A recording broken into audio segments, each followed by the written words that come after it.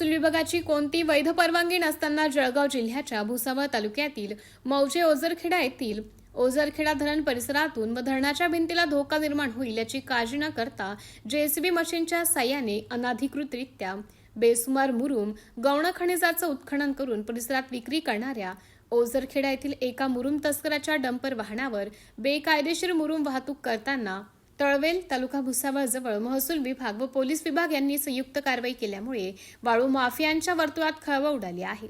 या कारवाई दरम्यान एक डंपर जप्त करण्यात आला आहे। नमस्कार, तुम्ही पाहत आहात पोलीस राऊंड हे डिजिटल माध्यम आणि या बातमीविषयी प्राप्त माहितीनुसार MH19C17611 या क्रमांकाचे डंपर वाहन ओझरखेडा येथून अवैधरित्या गौणखनिज वाहतूक करत असल्याची माहिती महसूल व पोलीस विभागाला मिळाली होती।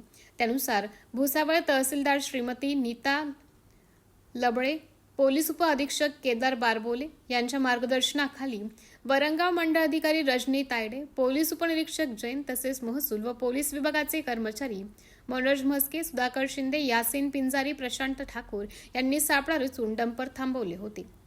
परंतु डंपर चालकाकडे गौणखनिज वाहतुकीबाबत कोणतेही वैध कागदपत्र नसल्याने डंपरमधील 3 ब्रास अवैध मुरुम गौणखनिजासह डंपर जप्त केलं। डंपरचा चालक सतीश गोपाल कोळी, तालुका ओझरखेडा याच्यावर विविध कलमान्वये गुन्हा दाखल करण्यात आला असून डंपर मालक हा संशयित मुरुम माफिया अनिकेत इंगळे राहणार ओझरखेडा तालुका भुसावळ असल्याची माहिती समोर आली आहे। गौणखनिज माफिया अनिकेत इंगळे याचे अवैध गौणखनिज उत्खनन व बेकायदेशीर वाहतूक करणाऱ्या आणि कायदा व सुव्यवस्थेला धोका निर्माण होईल अशा महसूल व पोलीस प्रशासनाला चॅलेंज करणाऱ्या आविर्भात असलेले व्हिडिओ चित्रीकरण इंस्टाग्राम या सोशल माध्यमावर आढळून आलं आहे।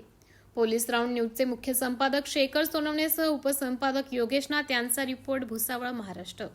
2000 टन माल जाएगा चेन्नई बॉर्डर पार करके। दम है तो पकड़ के दिखा शेखावत। अगर एक भी लकड़ा पकड़ लिया ना तो मैं खुद सिंडिकेट छोड़ देगा। कुल्हाड़ी उठा के दिहाड़ी कमाएगा, पूरी जिंदगी करेगा मैं मजदूरी।